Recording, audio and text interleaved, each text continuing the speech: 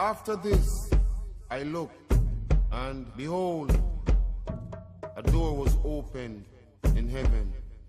And the first voice which I heard was as it were of a trumpet talking with me, which said, "Come up hither, and I will show thee things which must be hereafter."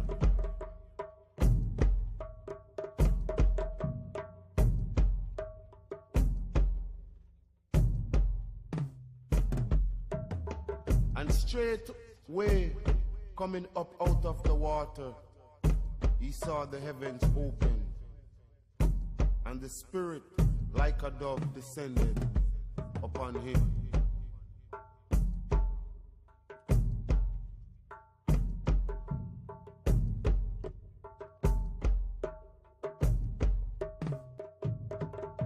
And he told them, "Look, I see the heavens open, and the Son of Man standing in the place of honor at God's right hand."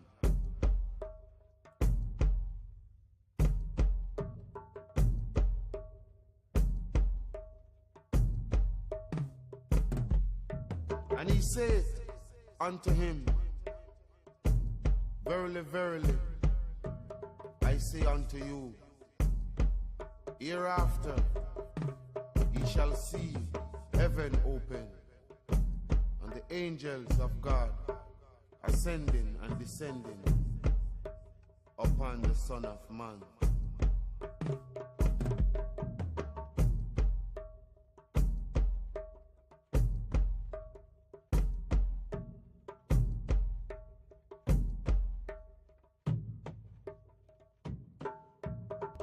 And I saw heaven open, and behold, a white horse, and he that sat upon him was called Faithful and True, and in righteousness he doth judge.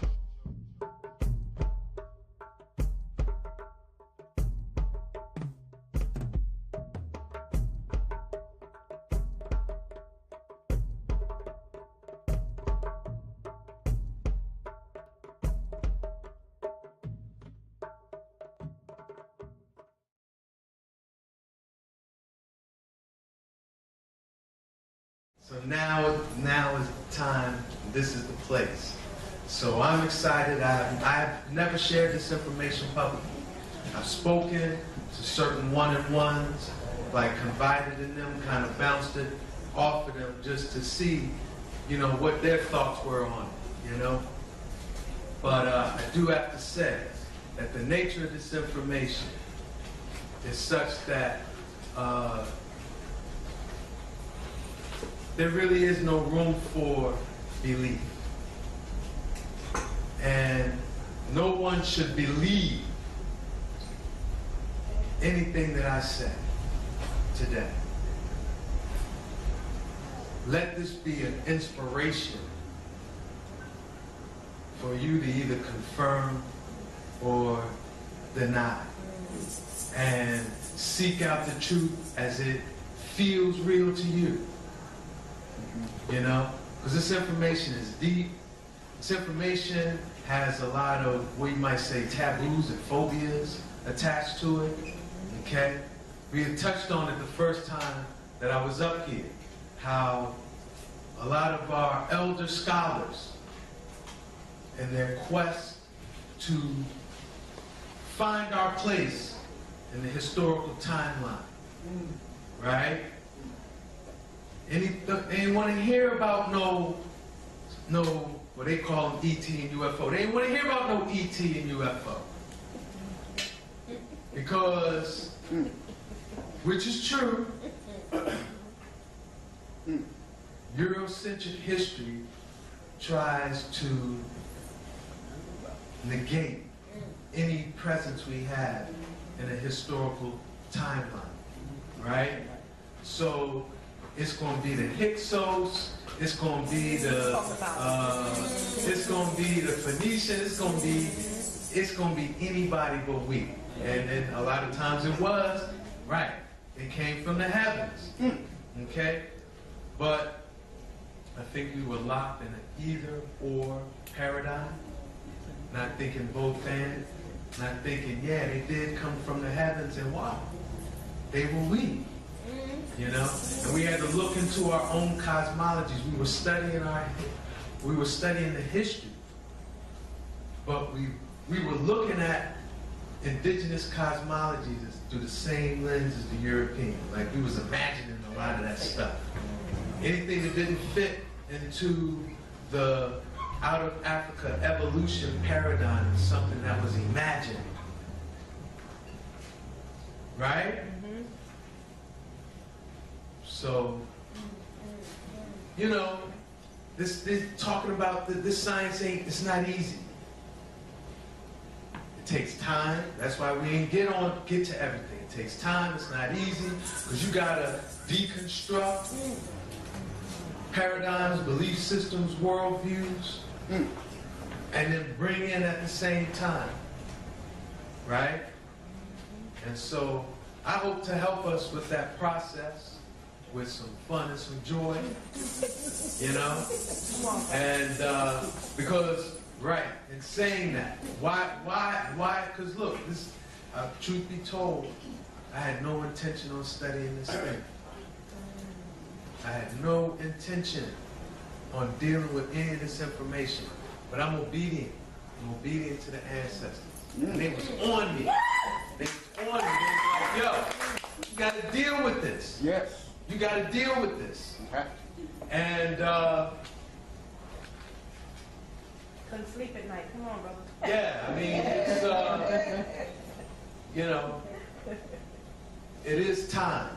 It is time for us as a community to be able to open up our awareness beyond the 3D, 4D reality of planet Earth.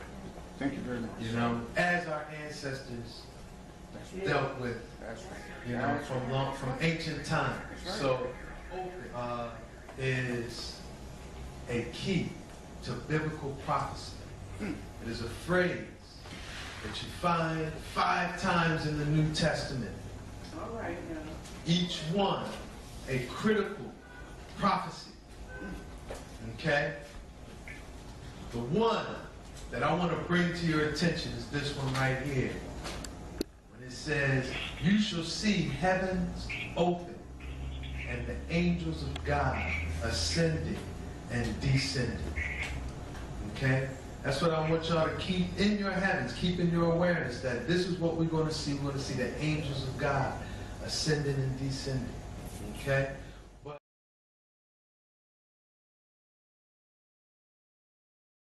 we're going to start by looking at another montage of the craft that has been ascending and descending from heaven the most. And that is the pyramid mothership. Because that is one thing that we could say, like if anything we could say, like right now, right here, we could say the pyramid mothership has opened up the heavens and is ascending and descending for us to see. So, okay, again, it's one thing to say it. Let's take a look at it.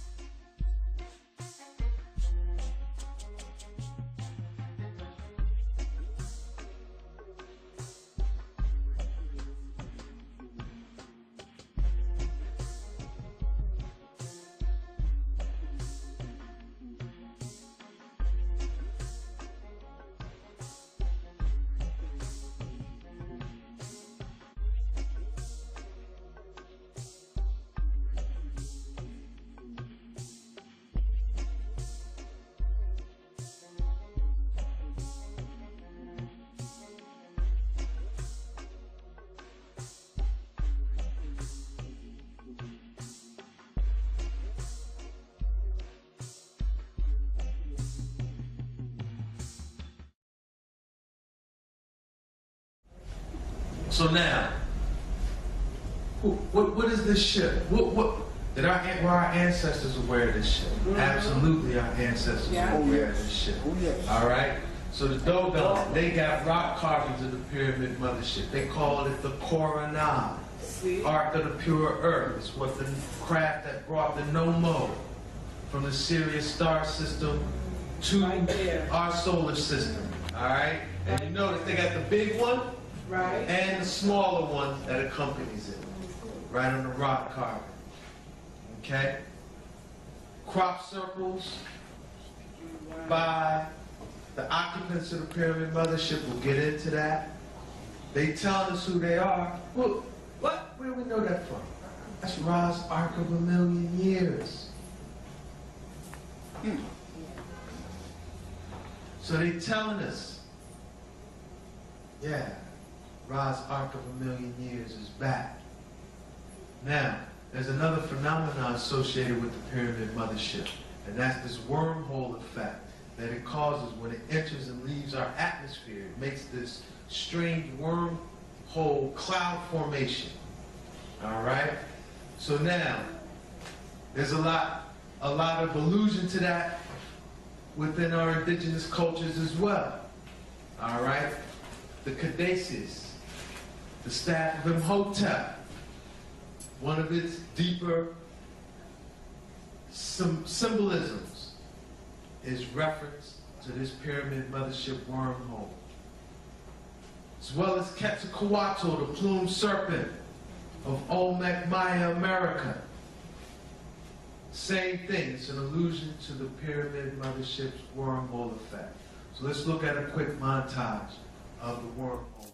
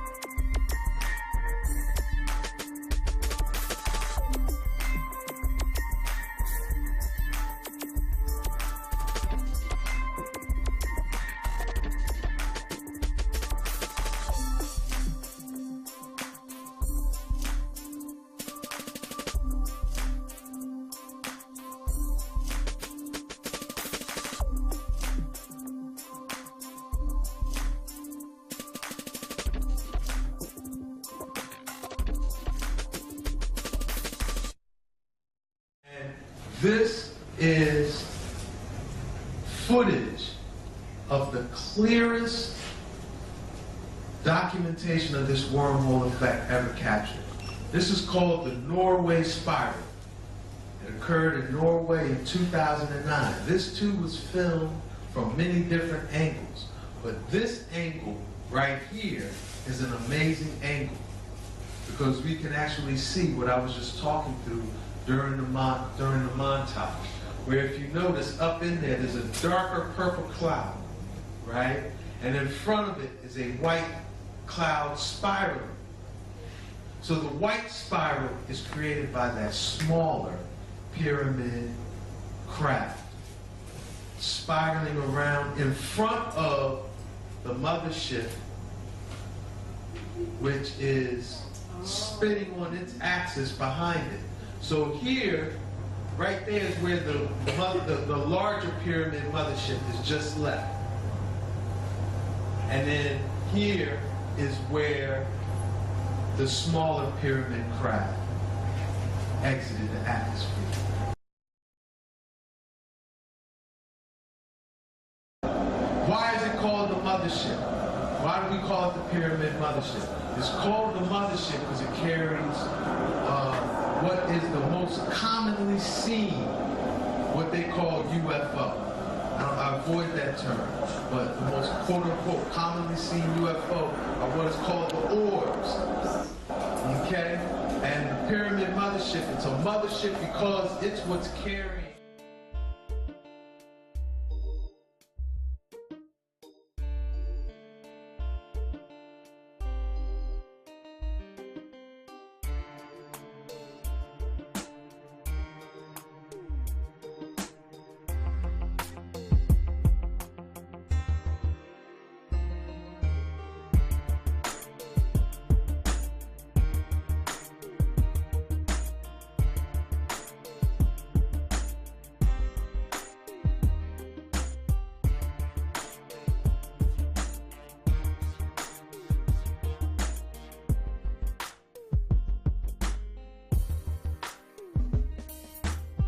Up Israel.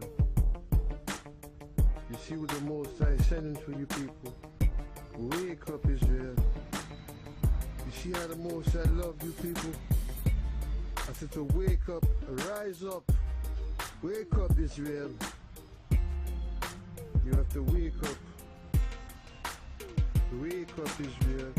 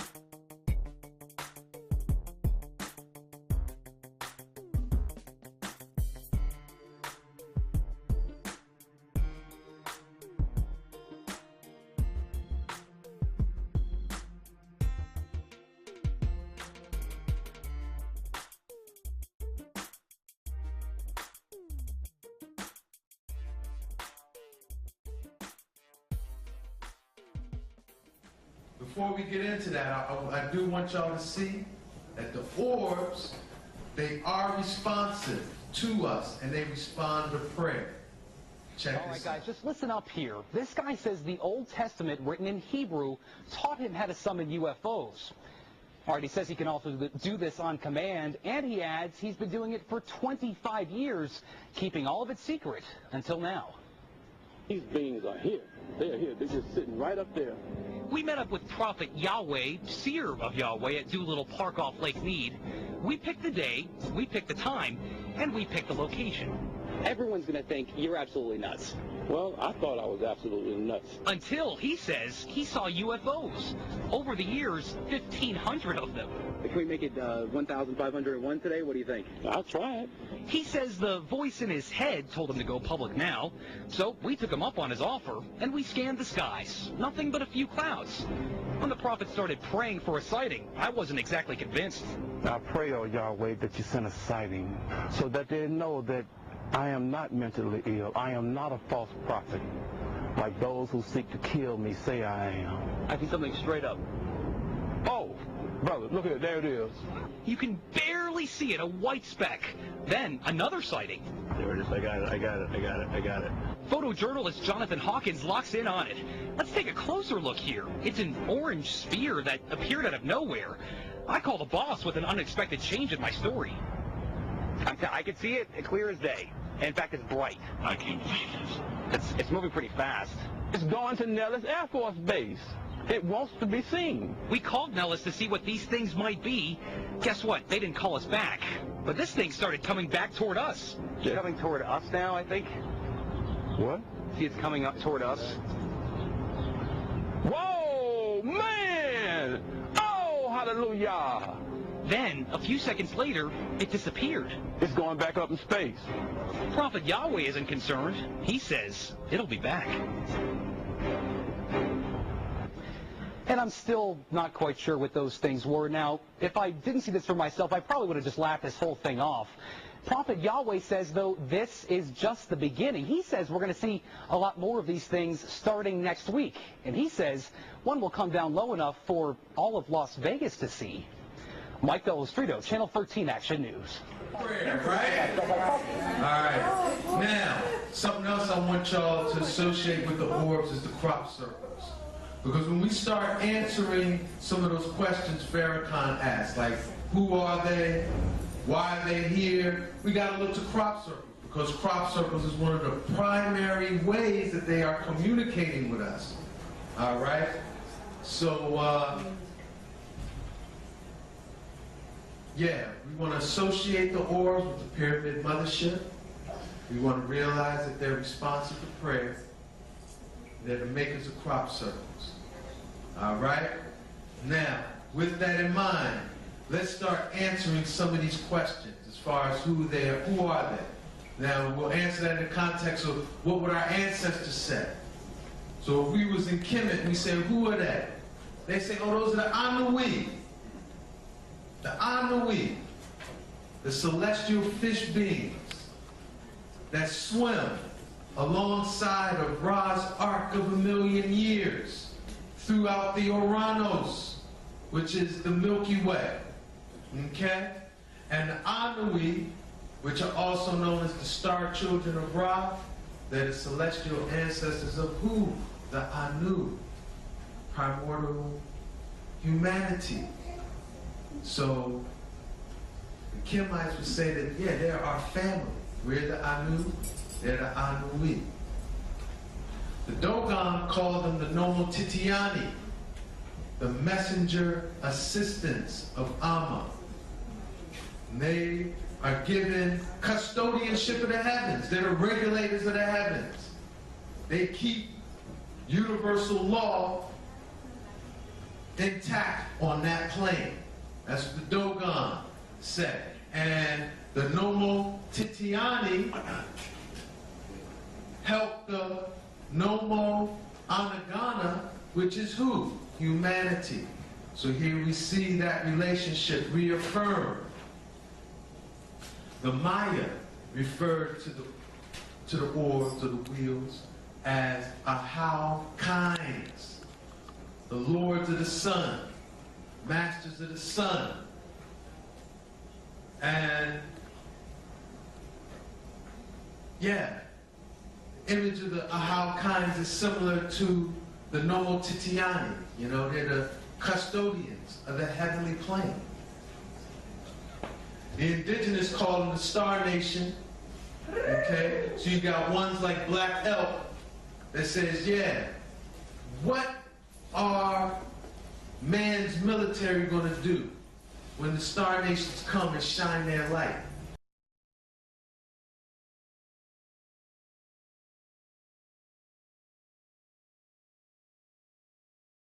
So the Ophan, the Aphanim, is a hierarchy of angels. They're the third highest in the celestial hierarchy, after the seraphim, cherubim, and then the Aphanim. Okay? And the Aphanim are also referred to as the thrones. And the reason why they're referred to as the thrones is because they say they carry the Merkaba, which is the divine throne chariot of the Most High. Okay? So the divine throne chariot of the Most High, in Judaic tradition, that's Ra's Ark of 1,000,000 years. That's what the Merkaba is. It's the pyramid mothership. Okay? And the Aphanim are the thrones because they carry or they travel with the Merkaba. All right? Then the Aphanim, the Ophan, the prophecies that Enoch has of the Ophan. And we're going to talk about this because Enoch was the first prophet. You only got one of his prophecies in that whole Bible. How is that? Add that up to me. The first prophet, the man that jumped it off, who jumped all the line of prophets off, he got one prophecy. We're going to talk about why that is. But the one prophecy of Enoch in the Bible, which is 1 Jude, is his depiction of the Aphanim. And I'll quote the Enoch version. You got the biblical one up here. But he says, behold, I'm going to come with thousands and thousands and myriads of my saints and holy ones to execute judgment. So the Aphanim are the ones given authority to execute judgment on earth. Are we given authority to execute judgment? What were we told to do? Obey. Yes. Now, we were told to what? Obey. Judge not, just lest ye be judged. We were not given authority to judge. It's the Ophan, the Aphanim, that is given authority to bring judgment upon the behaviors of humanity. Okay? So now, these Ophan, they're humanoid. How do we know that? 1974, Carl Sagan, the cosmologist and astrophysicist, sent a message, a binary message, into space with a radio telescope, the Arecibo radio telescope in Puerto Rico. That message said, hey, we humans use a decimal counting system. There are 5 basic elements that make up our chemistry: hydrogen, carbon, nitrogen, oxygen, and phosphorus. This is the formula of our DNA nucleotides. Our DNA is arranged on 2 double helix spiral strands.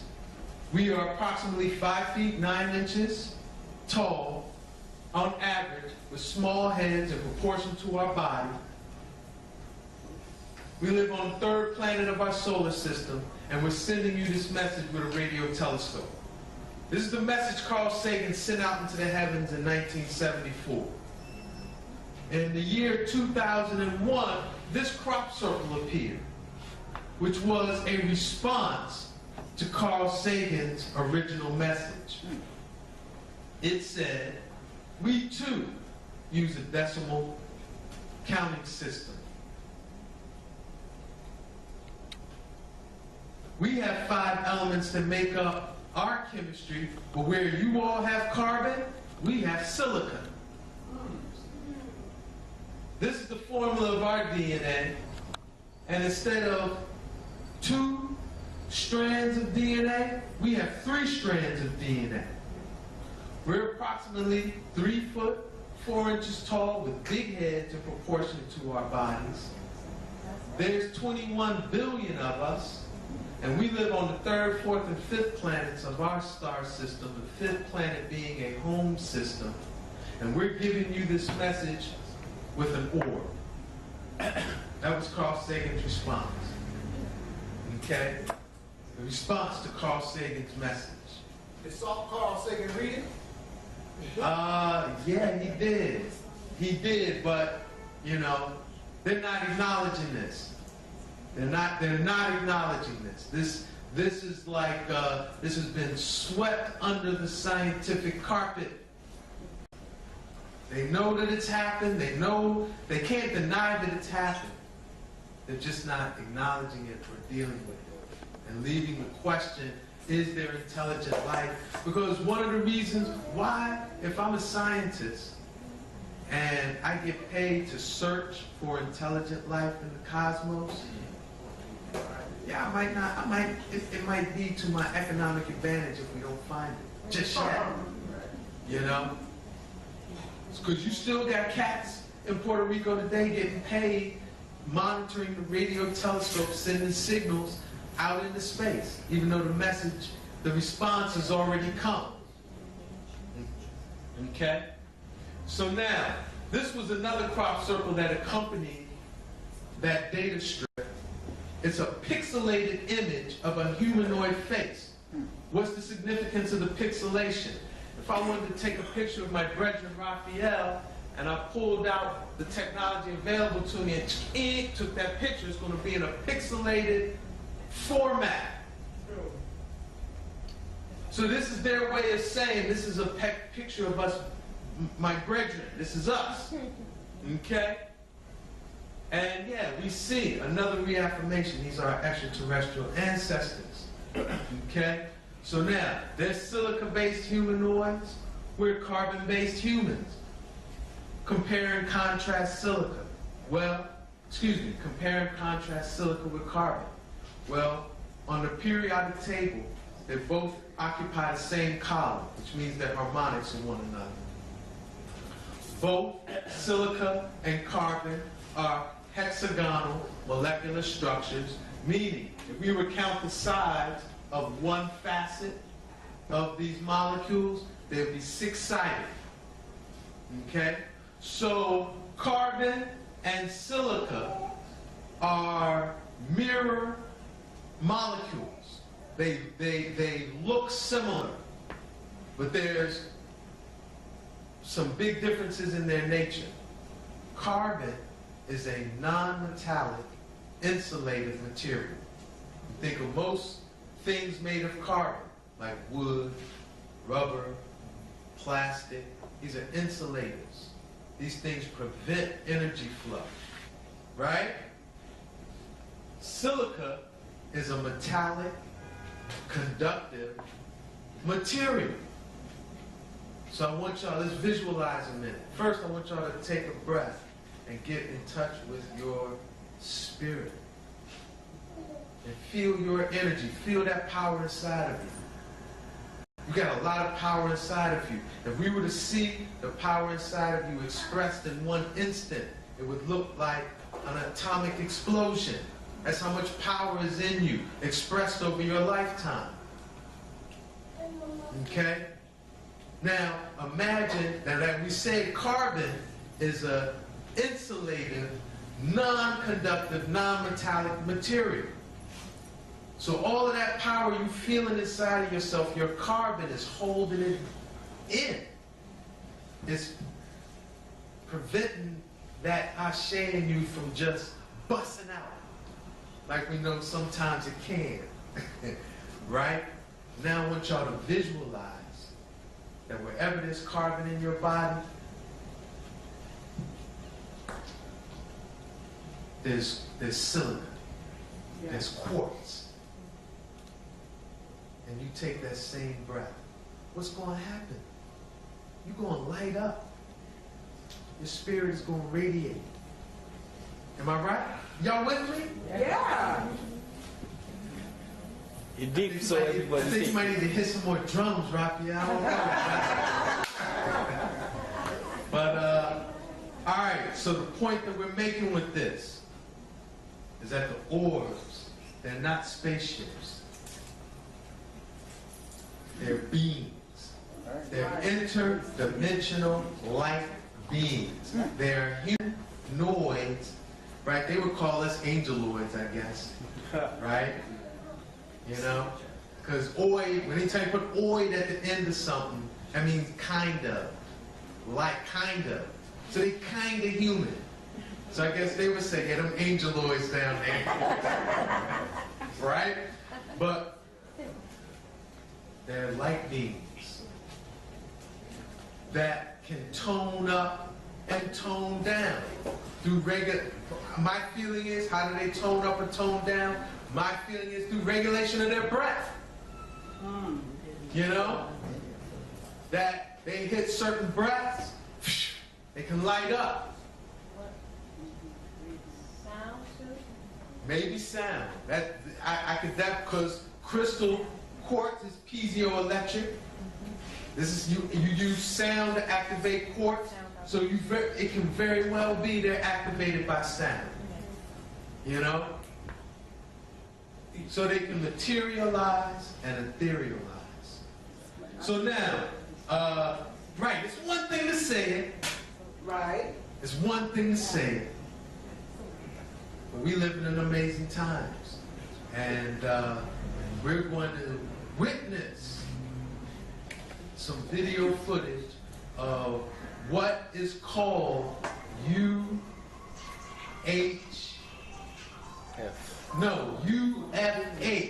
unidentified flying humanoid.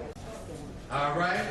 And what I want you to notice, what I want y'all to watch is at one point, it's going to be like a brother walking around in the sky. I know this is...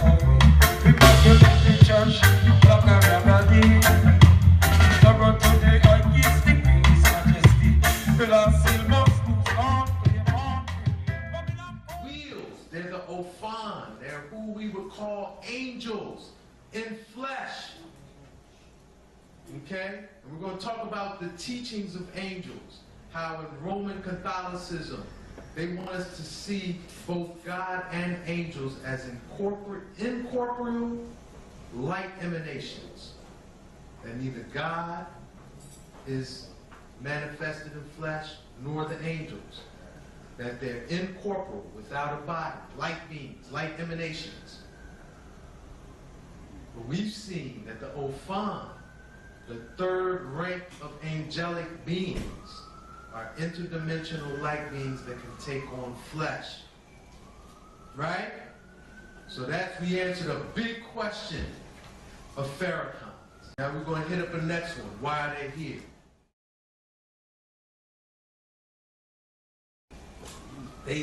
They told us why we're here, why they're here in a crop circle. That the first crop circle that I showed that we kind of decoded, the one from the response to Carl Sagan's message, that's called the most important crop circle ever. researchers in this field, they kind of dubbed that one the most important crop circle ever. Here's the second most. This appeared a year after, to the day, 1 year after that most important crop circle, okay, in an adjacent field where the other one was found. So so one of the ways that they communicate with us with crop circles, but also the dates that the crop circles are found, the size of the crop circles, the location, all those things tell us that's, a part of the message, all right? So a year after, to the day that most important crop circle was found, here's the next one in an adjacent field. So that's telling us this is connected. This is a related message to that first one, okay? Now, we see it's a being, could be reptoid, could be insectoid. It's definitely not human. Right. Right?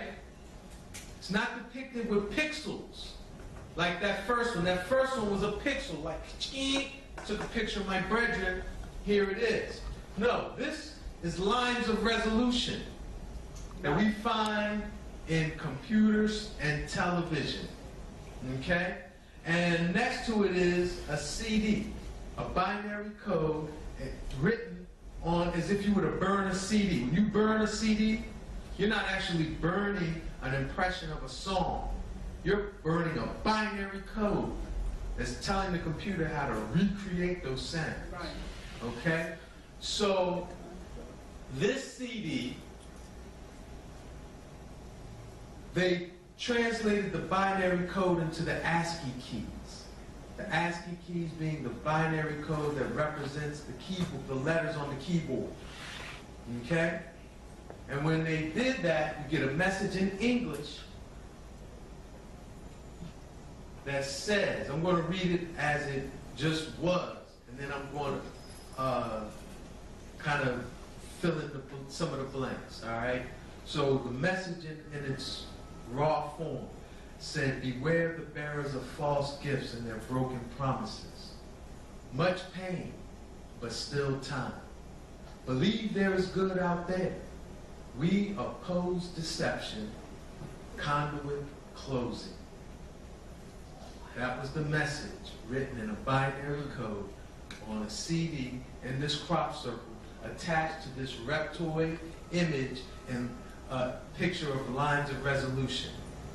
Okay? So now, how I would fill in the blanks to make it like complete thoughts and complete sentences, beware of those reptilian bearers of false gifts, which is their technology, and their broken promises. Humanity is in much pain, but there's still time to heal. Believe there is good out there in outer space. We oppose deception, and the deceiver's conduit is closing. Their time, their portal for doing what they do, it's closing. All right? So that was the message that they sent. Now, how do we decode this? What are these lines of resolution? Who are these bearers of false gifts they're referring to? So who are these? These are these deceivers. These are these deceivers. And what do we say? An enemy of my enemy is who? My friend. And they said we're here to oppose deception. They oppose the same cats that are opposing us. Star Nation is opposing them. Okay? And now It's going to go up. It's going to be a great thing for the economy. They might use it as an entry to exporting chicken to us, which would be, No, we will be exporting chicken to the Chinese. Can we buy a Chinese firm? No, not right now. Then why should they buy one of ours? Why not? Because we can't buy one of theirs. Open up the market. Very, very well. Yes, Clarice. we have capitalism, and we embrace it. And they don't, yes, Clarice. We have. This is real quick. Who are these cats? We know who they are because we've heard their story from many different traditions throughout the times, But these are these fallen angels who rebelled in the heavenly realm, were cast out of the heavenly realm, and were cast to the earth. And we know, we've heard this story many ways from many people, right? Right? Yes. Yeah, the most common is that story of Michael and Lucifer. Lucifer, he was the first angel. And became self-willed. Michael was like, nah, bam, bam, bam. Whooped up on him, right? The Dogon version gives us more insight. They say the Nomo Titiani whooped up on Ogo, smashed his mouth, made his teeth lodge into his tongue, so he could no longer use the spoken word as a creative force. Smashed his genitalia, so he could no longer reproduce naturally, and then cast him into the bowels of the earth. Okay? So now, when we read Enoch, when we read that book of Enoch, because Enoch, the book of Enoch, not only did the angels take Enoch on a tour of the seven heavens with amazing descriptions of everything that he saw, they also took Enoch on a tour of what we would call hell. It's called Sheol. Okay? And Enoch saw these rebellious angels that were imprisoned in the earth. And he says, they were those who were like flaming fire, that when they wished, appeared as men. And is that too far-fetched? You realize that we're star seeds? Right. That ashe we was feeling within us when we took that breath, that's star. That's the essence. Consubstantiation. All are made of the same substance. Omniverse. There is not like there's the omniverse within us. If the sun incarnates in the life force and everything else we see, then that sun life force is incarnated in we. That's right. So why is it hard to believe that a solar force, when it wished, could appear as a man? That's the nature of these fallen angels. Yeah. So now these fallen angels, right, cast into the earth, instead of staying in that core and just accepting their judgment, their awareness is currently in what we would call magma chambers, these volcanic vents, okay? The most powerful, the most strongest vortex on the planet is one of these magma chamber pits, and that's the original 0 point on the map, which is the 0 degree longitude, 0 degree latitude. The original one is, okay, how now the Greenwich meridian is the prime meridian. Mm-hmm. And where Giza is now 30 degrees east. The Giza longitude was the original longitude. The original prime meridian. Right. And if you took that line down to the equator, you're at Mount Ruwenzori in the mountains of the moon. Right. And it is there that the leader of these fallen angels is set up in the most powerful vortex on the planet. Okay? And we're not going to get real deep into that, but I am just going to drop that jewel on y'all so that you can do further research on that. Where did you say that is? Mount Ruwenzori, the mountains of the moon. Okay.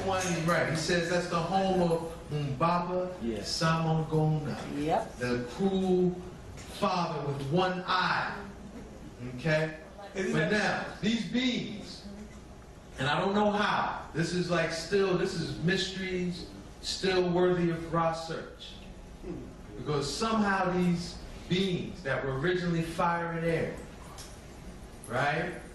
They took on bodies of all four elements, but they're not natural bodies, okay? So again, like we heard from how the Dogon depicted it, right? These beings, they don't have no natural food source. They're not a part of an ecosystem that has, we got trees, we breathe out carbon dioxide, trees feed us oxygen, we eat the trees, we poop, the trees eat our poop, we're like plugged in, right?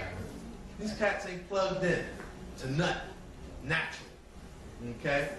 And the way that they nourish themselves or sustain themselves is through toxic human emotions, creating events and experiences that cause humans to emit fear, toxic emotions. Why? Hey, we said we're all consubstantiation, we're all the same substance. We're star seed essence. Our ashe is star seed essence. It's solar energy. So when we emanate solar energy of a lower frequency, fear, anxiety, anger, any toxic emotion, and then when we die in a tortured, sufferation state. Meal right there. That's a good meal. Exactly. Just inhale your whole being. Yeah. All right? They also don't have a natural way of reproducing. So this is where this whole phenomenon of abduction, missing time, artificial insemination. Yeah, that's the flip side of it, right? Because you got the whole alien abduction, missing time. When you come back, your genitals feel looking clone of you. Like, damn, right? You know? So then you got that whole phenomenon, right? And then, because they have no natural means, the promotion of in vitro fertilization, artificial insemination, all of that science.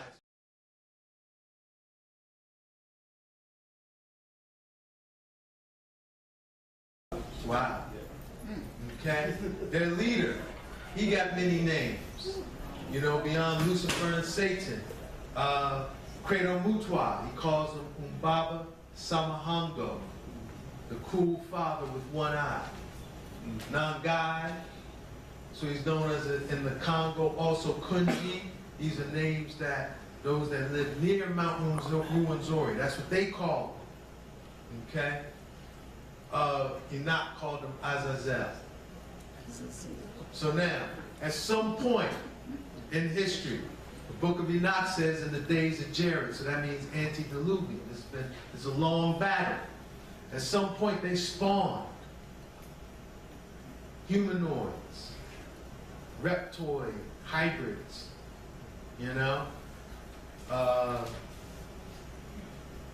And these are those ones that have kind of evolved into what we would call the Illuminati. Those 13 bloodlines. Yeah. Yeah. Okay? That are, they are human, right? But they have a high percentage of reptilian gene in their genetics. So they have to marry amongst these 13 families to keep the reptilian gene strong, all right? And these are those blue bloods. So the more blue-blooded you are, the more reptilian gene you got, and the less humane you're going to be. All right. So when these reptilians, when that gene is activated, there's no sympathy, there's no empathy, there's no compassion. No soul. I could do something to a next one, heartless, soulless, and feel no way. Soulless. All right.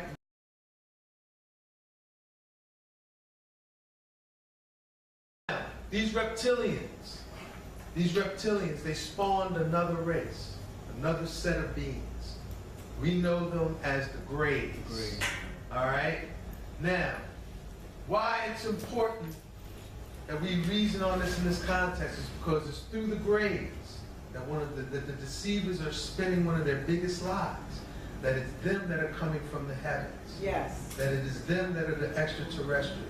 Yes. We have to study our indigenous teachings to find out their origins, okay? And the Dogon have an account of the Greys. They call them the Andumbulu and the Yeban. They say it was that these beings were spawned. They weren't naturally produced. They were spawned by Ogo, that rebel reptilian leader, committing incestuous acts with the earth. So somehow taking earth material and spawning these creatures, okay? And this is the Dogon account of that. First to be born with a Yeban, small creatures with big heads, discolored bodies, frail limbs, for shame of their condition, hide in the holes of the earth. So they're describing the graves and they're saying where they come from.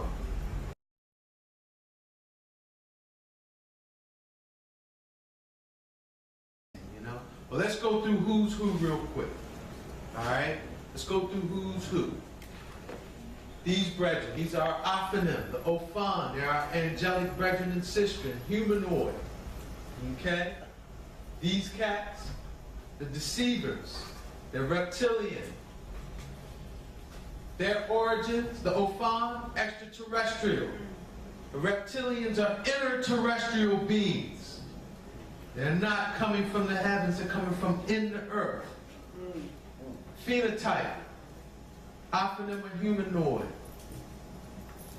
Reptilians and grays, that's what they are. They're not human. The intention, the Ophan, benevolent intention. Reptilians, malevolent intention. Points of origin. The Ophan come from the galactic core, the seventh heaven, the center of our galaxy, by way of the Pleiades and the Sirius star system. They also spend time on Mars, if our indigenous teachings tell us true. These cats, they're in the inner earth. Now, at one time, they might have had some intergalactic origins. Why? Because they were rebel angels that were cast into the earth. So at one point that they were in the heavens.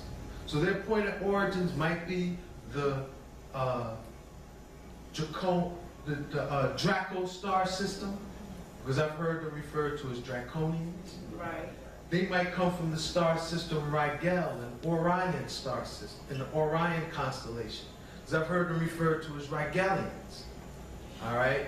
But wherever they're from, originally, they've been cast into the earth and bound in the earth for thousands and thousands and maybe millions of years.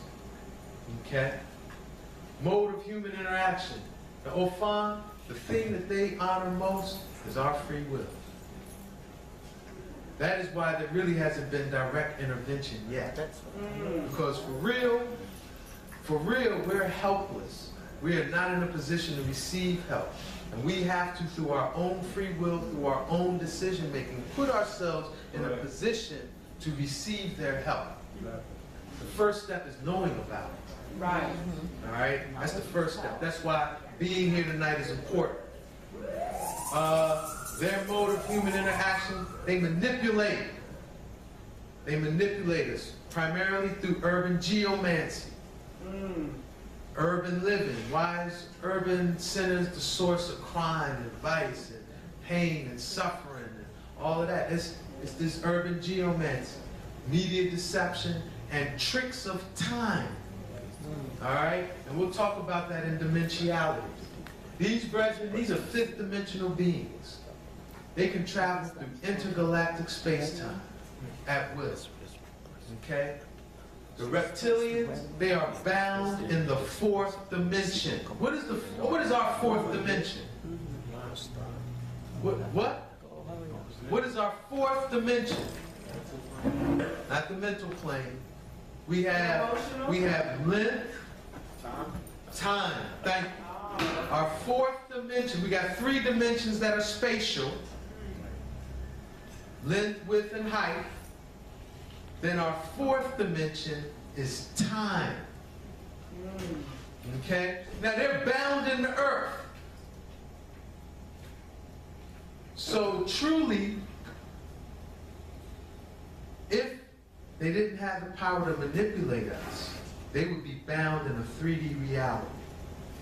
But they are able to move throughout the fourth dimension by manipulating humans with tricks of time. So they'll get someone like Aleister Crowley and say, I'll give you a whole bunch of power, I'll give you a whole bunch of knowledge.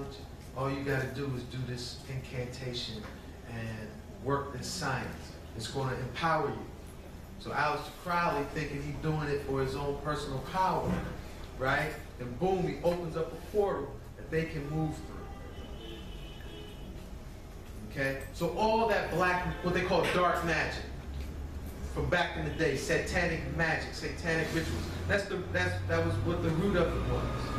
And what they would do essentially is this. They would go into our future, see what our future is supposed to be. They go back to our past and try to make it not happen. Okay? Through some way. So that's their tricks of time. The 8 pivot in the time trajectory. You know? World War II with the atomic detonations was another one. All right? The atomic detonations was opening up the portals for them. Okay? That's why they gave humanity, gave mankind that technology. We thought it was just to blow stuff up. We was opening up their portals. Yeah, because after the guy discovered it, he didn't want, he no longer Oppenheimer, that's right. He no longer wanted to use it. That's right. So now, technology. That would lead us right into this discussion on technology. The Ofan feel we got too much technology. We can't handle the technology we got. They don't want us to really have no more technology. What do they want us, what do they want to share with us? They want to share with us plants that are going to help our spirit. Help us evolve spiritually. If we do that, then maybe we can earn some free energy technology. You know, some technology that'll give us like electricity and what we consider electricity without polluting the environment. Right. We might earn that if we show that we can handle it. Just like your son. I'm not gonna give my son a machete if every time I see him he roughing up his little brother. Because I can put 2 and 2 together. If I give this man a machete and he roughing off his little brother, yeah, I've set the stage for a disaster. Right. So it's the same way. They're finally not going to give us nothing we can't handle. These reptoid beings, they are the ones promoting the weaponization of humanity. They're the ones giving us all these weapons through the dark sciences. Okay, so a lot of the technology that we see today, the roots of them comes from Nazi occult science. Sure. Okay? Like the GMOs and everything like that, these seedless. And the television, and radio. Yeah, all of that. The GMOs, they're all right there. All right? Yeah. So now, ultimately, they want humanity to have the space war. That's ultimately where our weaponization is going. They want us to have a space war. Okay? And to that end, they've given humanity 2 crafts. One is called the dishcraft, the other is called the wingcraft. Okay? So most of the alien abduction activity, you see it, they're going to be a dishcraft or wingcraft. All right? Communion. How do they communicate? Communion. We heard, what did the prophet Yahweh say? The voice in his head told him to come public. Yep. So they will commune with you if you are open. This information, I got a deep meditation. This was already, I didn't read this. It just comes to you. It comes. They commune with us. They also synchronicity, crop circles, and sightings. That's how they communicate. So there's sightings. These crop circles and the times that it happened, the place that it's happened. It's okay. How do these cats communicate with humanity? Subliminal emanations. Yes. What do we mean when we say subliminal emanations? Inaudible sounds, invisible light emanations that we don't perceive with our 5 senses, but yet them impel us to do wrong. And when I say us, I'm talking about humanity as a collective. So when you hear cats that normally, like them, you know, them live upright, and one day they just wild out and do like, that's really out of your character. Bam. But also the television and the urban geomancy, you know, subliminal action, reproduction. The Ophan are eternal life beings. They don't need to reproduce. These cats, we've already said, they lost their immortal state. They don't have a natural means of reproduction.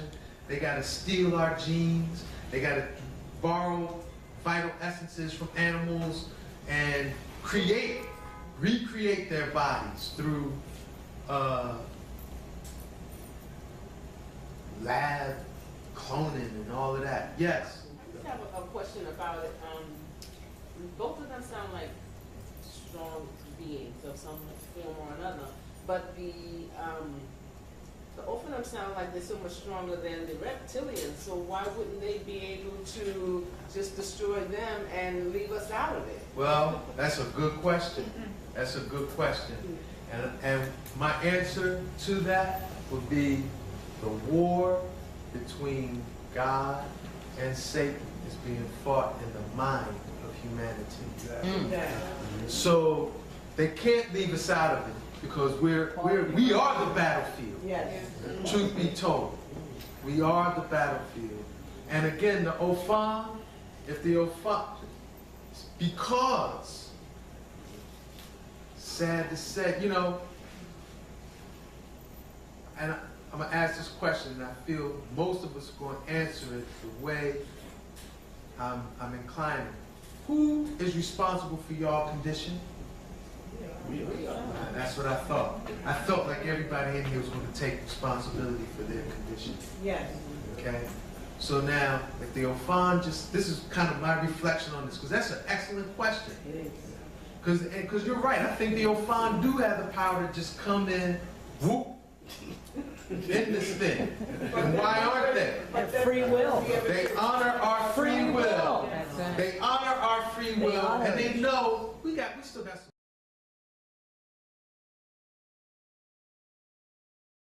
In terms of the craft, I've seen from studying this, I can say that there are 5 craft in the skies. 3 are of the Ophan, 2 are of the deceivers.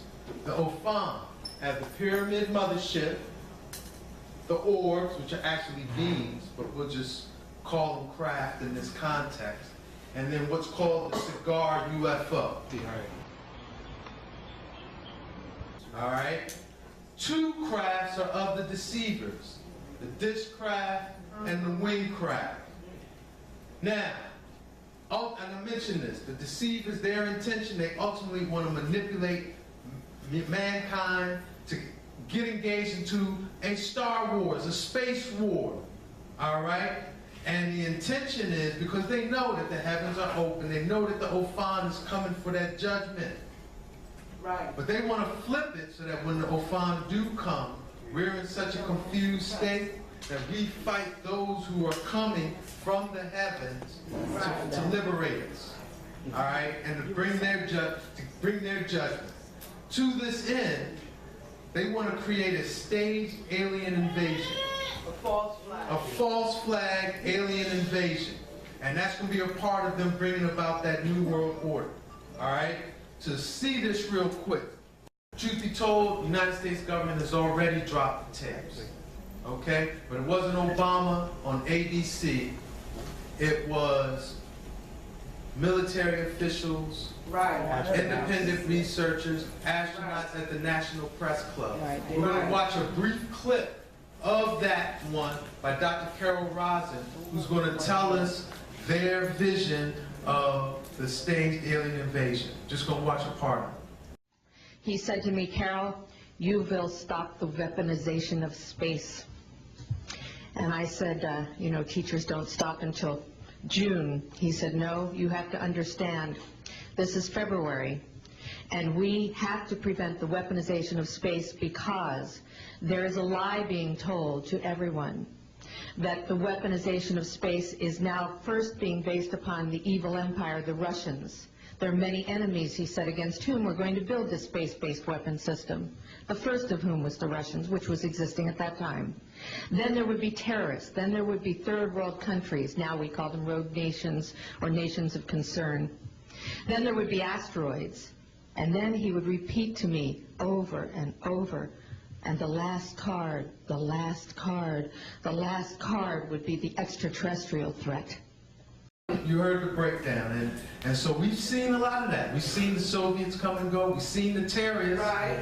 We're now seeing the rogue nations, Korea, Iran, right? Yes. And the asteroids. All right, we're going to talk about the asteroids in a minute. But in terms of disclosure, we got to see this. Because how many have heard that a major historical event in terms of disclosure occurred a week and a half ago? Good. Military person. Well, it was the Minister of Defense for Canada. He was the first G8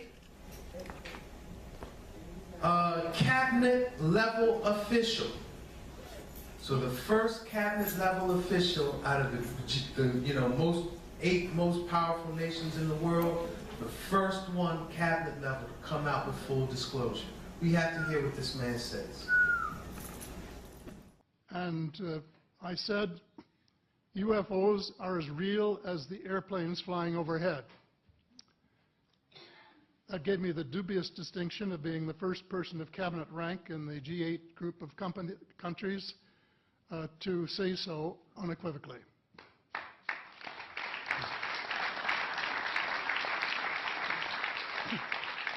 Referring to them as they, until this morning when Linda Moulton Howe, I think she was the first one, actually named 3 different species. I don't think we can any more refer to them as they because they're not an amorphous mass. They are different species and consequently may have different agendas. I don't think we can say that they all have the same agenda any more than we could say that the United States, China, and Russia had the same agenda. Our real interests may be very similar, but as of now, our perceived interests are still quite far apart. I think that tax-paying citizens are quite capable of accepting the new and broader reality that we live in a cosmos teeming with life of various sorts. The fact that some other civilizations are more advanced than we are may be humbling. It exists, and it's being kept secret by the same vested interests who control our destiny. Who are these vested interests, and what are they up to? Well, Senator, you were talking about a military junta. In my opinion, that is true, but I have broadened and deepened the definition to cabal, and the cabal comprises members of the 3 sisters, the Council on Foreign Relations, the Bilderbergers, and the Trilateral Commission, the International Banking Cartel, the Oil Cartel, members of various intelligence organizations, and select members of the military junta, who together have become a shadow government of not only the United States, but of much of the Western world. The aim of the game is a world government comprising members of the cabal who are elected by no one and accountable to no one. And according to Mr. Rockefeller, the plan is well advanced. They're disarming. They're actively disarming nuclear and conventional weapons that the deceivers have given mankind, and they're taking the message directly to us in the forms of sightings and crop circles. All right, now we talked about that whole issue of disclosure and the National Press Club. You know what? At the National Press Club, one of the things that they disclose is not only are the OFAN engaging the U.S. military, but they've been creating what they call nuclear missile shutdown incidents, where the nuclear missile silos, the nuclear missile warheads, all those things get disarmed and shut down. Exactly. The crafts come over them, shine a light on them, and bam, they're disarmed. And that's been ongoing since the late 60s. Declassified U.S. government documents and witness testimony from former or retired U.S. military personnel confirm beyond any doubt the reality of ongoing UFO incursions at nuclear weapons sites. When I say UFO, the witnesses have described these craft as disc-shaped or cylindrical shaped or spherical. These objects are capable of both hovering and high-velocity flight, usually completely silently. Over the past 37 years, I have personally located and interviewed more than 120 of these former or retired military personnel, all of whom report UFO incidents at one or more of the following locations: nuclear missile sites, nuclear weapons storage areas, and nuclear weapons test sites in Nevada and the Pacific during the era of atomic atmosphere. These gentlemen believe that this planet is being visited by beings from another world who, for whatever reason, have taken an interest in the nuclear arms race which began at the end of World War II. Regarding the missile shutdown incidents, my opinion, their opinion, is that whoever are aboard these craft are sending a signal to both Washington and Moscow, among others, that we are playing with fire.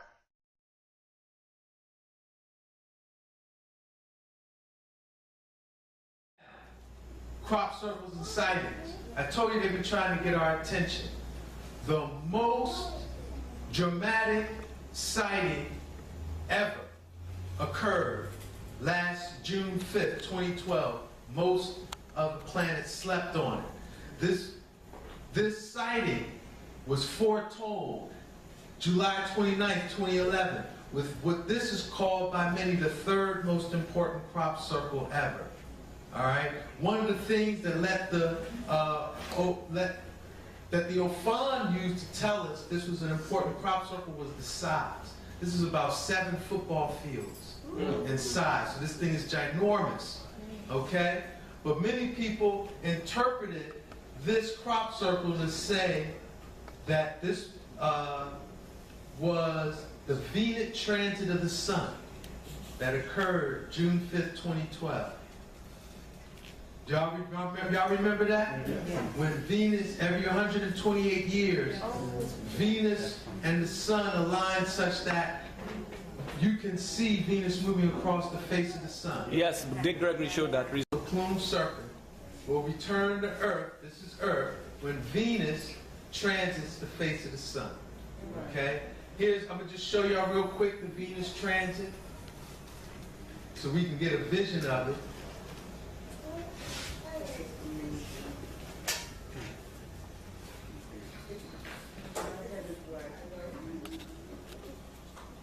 Okay, so there's Venus transiting the sun. This is what occurred June 5th, 2012. Celestial event. All right? Y'all got that idea that, okay, this orb is moving across the face. Boom. So, right. They say this is Earth. This is the sun. This is Venus transiting. Quetzalcoatl will return at this celestial event. And guess what? He did. And we've seen this in montages. We know what this is. This is the pyramid mothership making the wormhole cloud. And we said that wormhole cloud is a reference to Quetzalcoatl plume is a reference to this wormhole. So this event was witnessed by millions, video recorded by thousands. The pyramid mothership flew over Russia, Turkey, Syria, Lebanon, Iraq, Armenia, Jordan, Palestine, and Israel. Millions of people witnessed it. Thousands of people recorded it. Okay? Media spinned it, both here and in Russia, to say that it was a failed missile A test. mysterious occurrence has taken place near the border between Israel and Lebanon. An illuminated object emerged in the night sky and began to spiral for several minutes, attracting thousands of puzzled onlookers. A similar sight was witnessed in Norway in 2009 and turned out to be a failed missile launch. Most experts believe that's what was seen over Israel. My question, could Russia test a missile? I don't care if it failed or not. Could Russia test a missile over Israel? No. What would happen? World War III, right. So we know that's some crockery, you know? So here's the, I'm not even going to show all the different, like I said, this thing was filmed by thousands. There's so much footage of it out there. This was also filmed over Israel that same day. The smaller pyramid craft after the large one left. So it was consistency.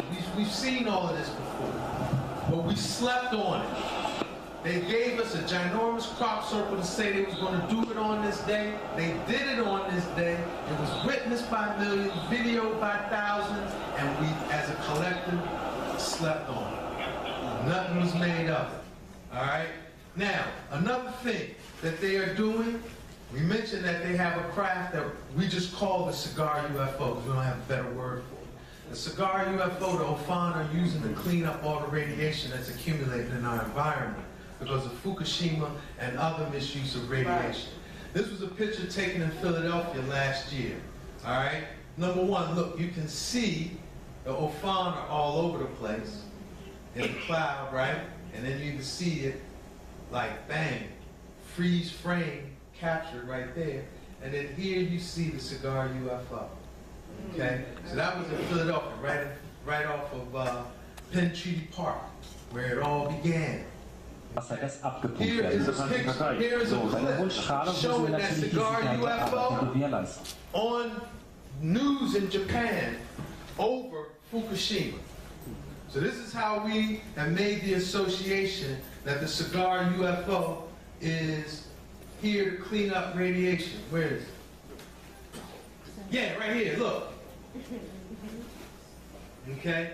And that was right above Fukushima, right after the tsunami. Okay? And what do the Ofan do with the cigar UFOs after they've accumulated radiation? They drop it into the volcanoes.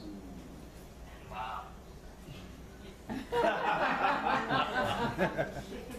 Bam, look at that. So that's how they're cleaning up the radiation and then putting it back in the earth where it belongs. All right?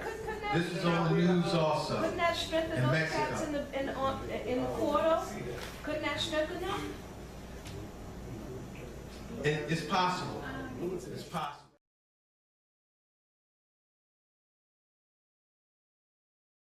All right? Another thing that happened is that the Ofan foiled that planned staged alien invasion. I think, and I'm not going to be able to go into details now. The details are on the video. I went over these details on the first one. All right? But the reptilians were going to use the London Olympics for the staged alien invasion. There's a whole lot of things building up to it to show us that that was the reality. All right? And I got even a lot of clips to show there was so much action above the heavens of that London Olympics. I'm going to show one clip, though. Y'all don't think I made this clip, because it shows the orb disc standoff at the opening ceremony of the London Olympics. So the stage, now remember, all the other places we saw those disc craft, it was with military. Right. Right? There's the one clip that I found where the disc craft is just by itself. And it looks like it's about to descend onto the Olympics, and then boop, an orb appears, and they stand off and then stand down. Okay? And the guy that compiled this footage, he knew something was up. He's like, yeah, there's three distinct craft in the sky. Here's a disc craft, an orb, and then a blimp. And so he's comparing and contrasting all the different craft. Okay? You got an orb-shaped object. You got a disc-shaped object. And you got, Ras Ben ain't make this. I ain't make this, but it looks like I did, right? So you had the disc craft was about to come down. The orb appears. Disc craft stands off.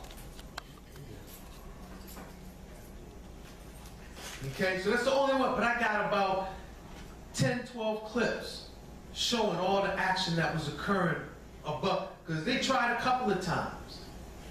And the Ofan was like, well, if y'all make y'all move, we're going to make our move. What we going to do? Okay?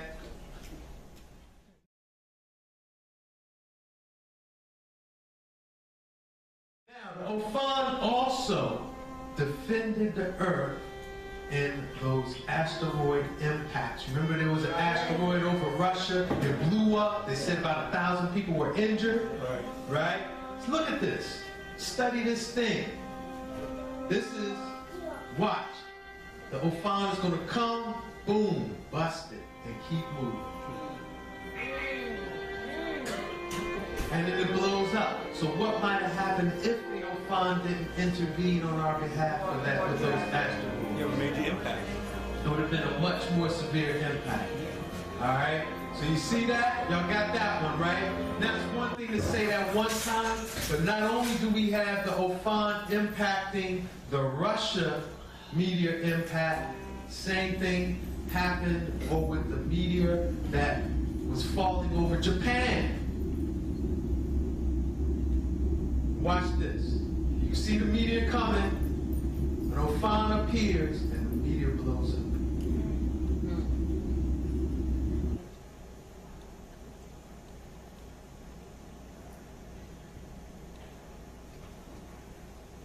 So again, when I see this, I feel good. I feel very safe. I feel very secure. I ain't really worried about Bobby Bone. I really am not. You know? And again, this awareness brings a productive emotion. All right?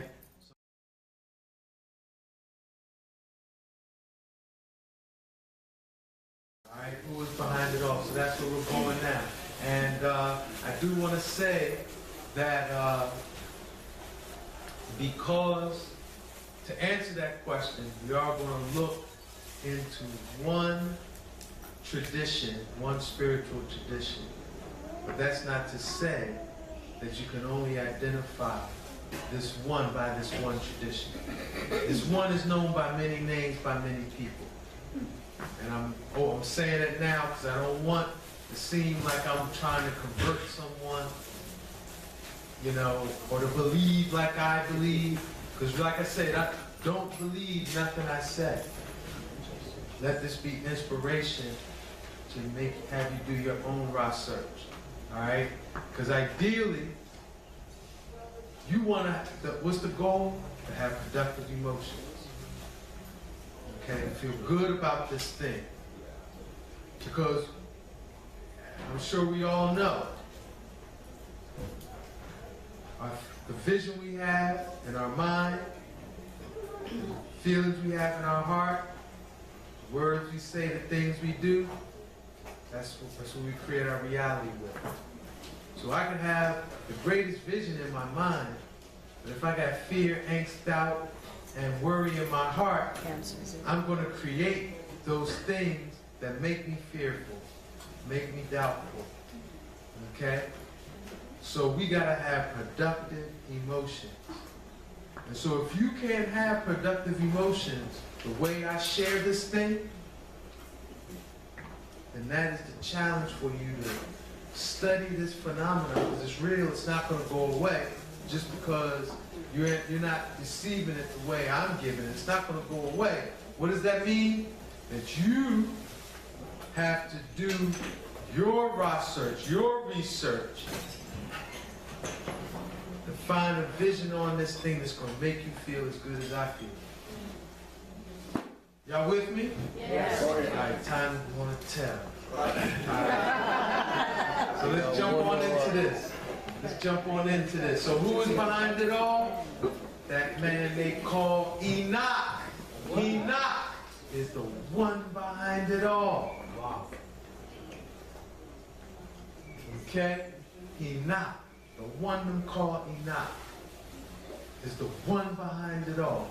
And why do I say that? Let's look into this. Who is Enoch?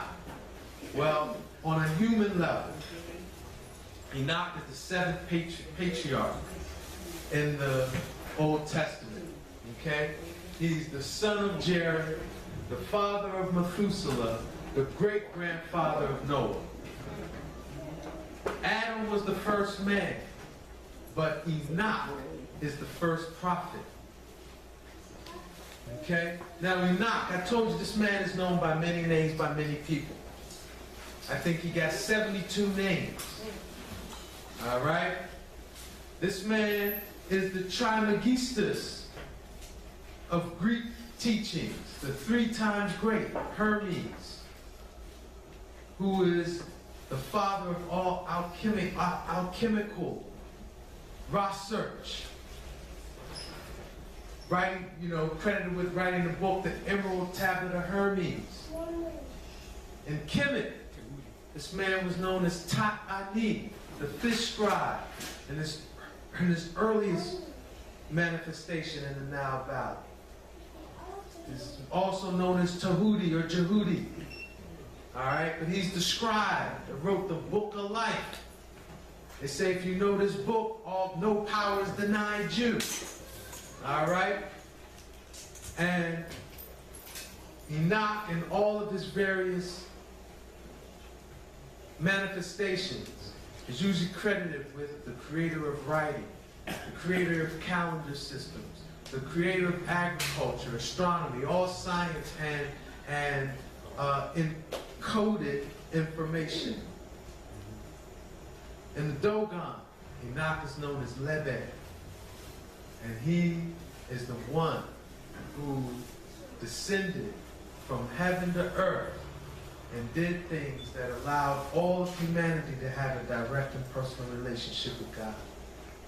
So this is what this man is known of doing in different traditions. And you could go, he's Sambo or the Bone. All right? I know about Sambo, right? The first Buddha, he's the Sambo. All right? So this man is known by many names by many people. But we're going to just deal with him as Enoch. Why? Because we can do a lot of research on him in that image. All right? Oh, I left out one. Enoch is Idris in Islam. And what is Idris credited with? Making the pillars. The Great Pyramid is the pillar of Idris. Am I right, Professor? All right, so they say Idris was an antediluvian patriarch that foresaw the flood, knew the great flood and what Noah was going to have to deal with. And he wanted to preserve his teachings and science. So he built the Great Pyramid and put his teachings up in there so that it would save the great flood, be saved through the great flood. And I already shared with y'all the one prophecy. We're going to talk about why there's only one prophecy of Enoch in the Bible. How you got the first prophet, the man who set it all off, and this man got one small reasoning in the Bible, and it's echoed by Jude. It says, "Behold, I come with thousands and thousands, and myriads of my saints and holy ones to execute judgment." Okay? And Enoch does have some biblical reference. Genesis chapter 5. Yeah, he run through the genealogy. Okay, Jared had him at 162. All right?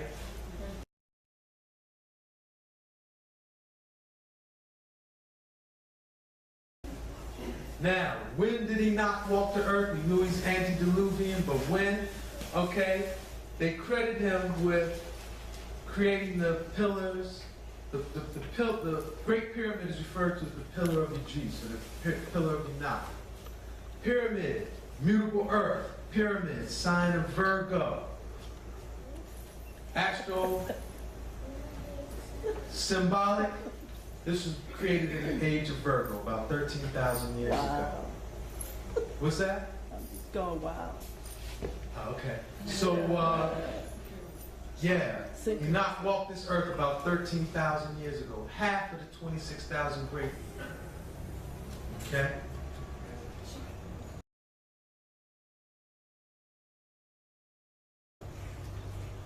Now, why do we know more about Enoch? Very important question. Before we get into, well, why is Enoch behind it all? Why do we know nothing? How many people know about Enoch and his life? Not a lot. Man, it's the first prophet. I only see a couple of hands go up. Well, in the earlies, when the Essenes and the Gnostics were the ones known as Christians, right? Enoch was highly honored, highly venerated. Okay? And truth be told, all prophecy is an echo of Enoch's. Revelation is a summation of the book of Enoch. Okay?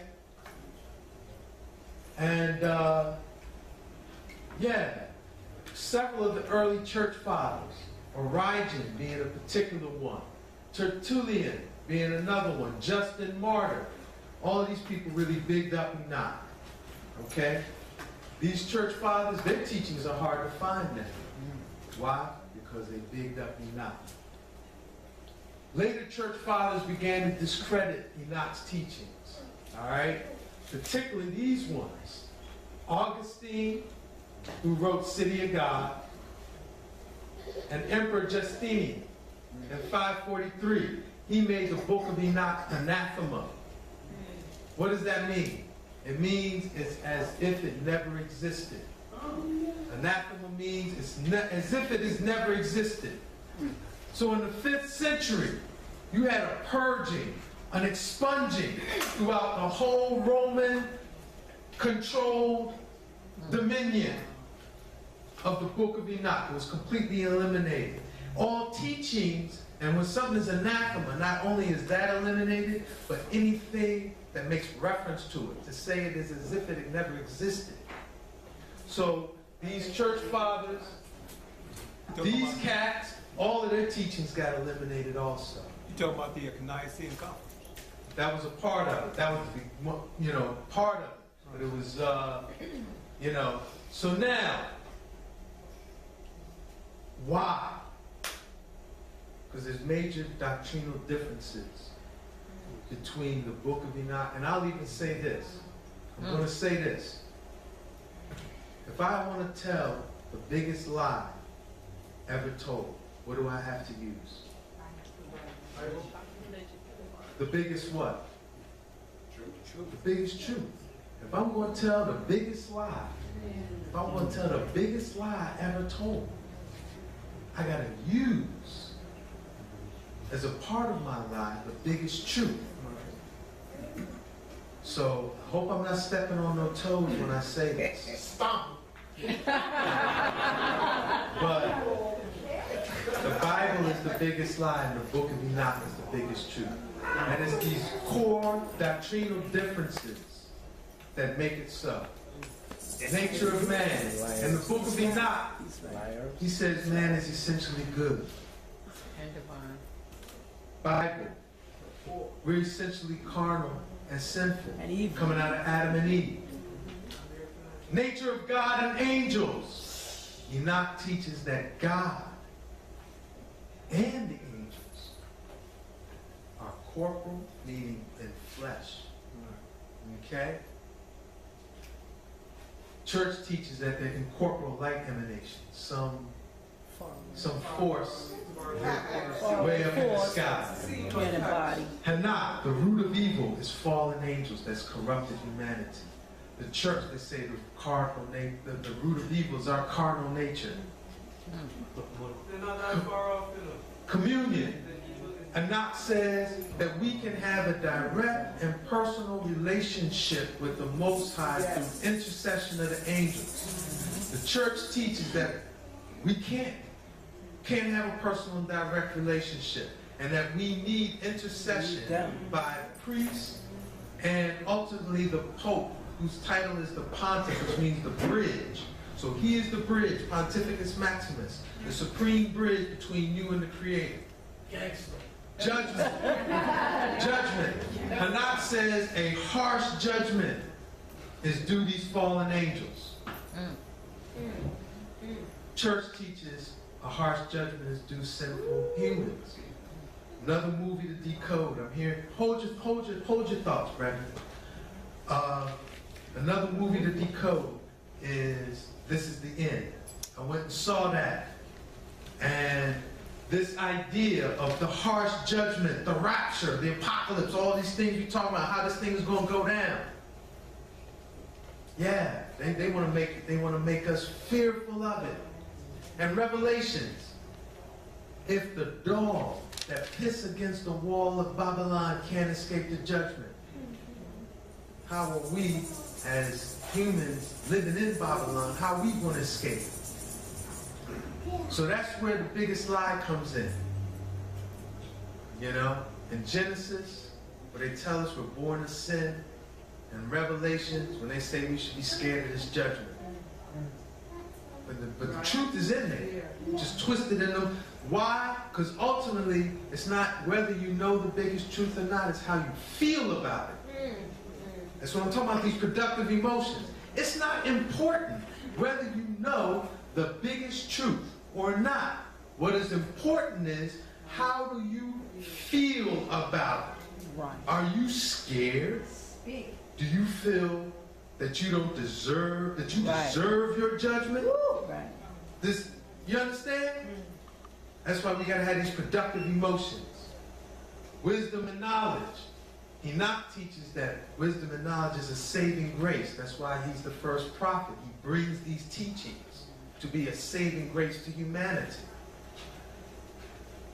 Bible tells us it was our quest for the knowledge of good and evil that caused us to be expelled out of the garden. Correct? Alright, so now, I mentioned the book of Enoch was anathema. It was as if it never existed within the Roman world. It wasn't until this guy, James Bruce, in the 1700s, went to Ethiopia and stole, learned Amharic, learned Ge'ez, studied with the priests and the monks, gained their trust, and then stole 2 copies of the Book of Enoch and the Cabinet of Gas and took it back to England. That was the first time the Western world saw the fullness of the Book of Enoch. Okay? And now Bruce, when he went there, he was like, yo, this Ge'ez is a serious thing. This is the oldest script that came straight out of Meta-Netia. Okay, this was his and beyond that, he said there are words in the Old Testament that in Hebrew don't make no sense, don't have a proper context. And it's only until you look at it in Ge'ez that it makes sense. Okay? But by the 1800s, you had cats like this, R.H. Charles, come out, who then put this Hebrew veneer on the Book of Enoch that says, yeah, even though it was only found in Ethiopia, it was written by a Jew in the 5th century, and, you know, blah, blah, blah, blah, blah, blah, right? So, right, it was written by a Chassidim, or the tribe of Dan, from a Palestinian Jew, you know. Twist and turn. Twist and turn.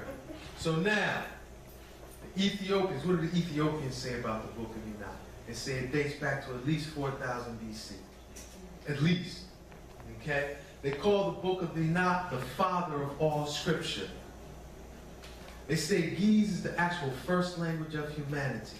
That Ge'ez was the first tongue before the confusion of the tongues in the Tower of Babel. So when humanity was in oneness and spoke one tongue, it was Ge'ez that they spoke. Okay? Where can we get the book? Right here. I see everything. Got a book in Enoch right here. It's like that Jews version, is it? Nah. Let's hope not. Yes, sir. So now, Enoch. Where did Ge'ez come from? Enoch. And Enoch scribed the Ge'ez from instruction of the angels. Okay? And now let's look at Ge'ez, because Ge'ez is deep. Ge'ez is deep. Ge'ez is not just a language. Okay? Let's look into how Ge'ez is structured. All right? Ge'ez has 26 root letters, vocalized 7 different ways, for 182 letters in total.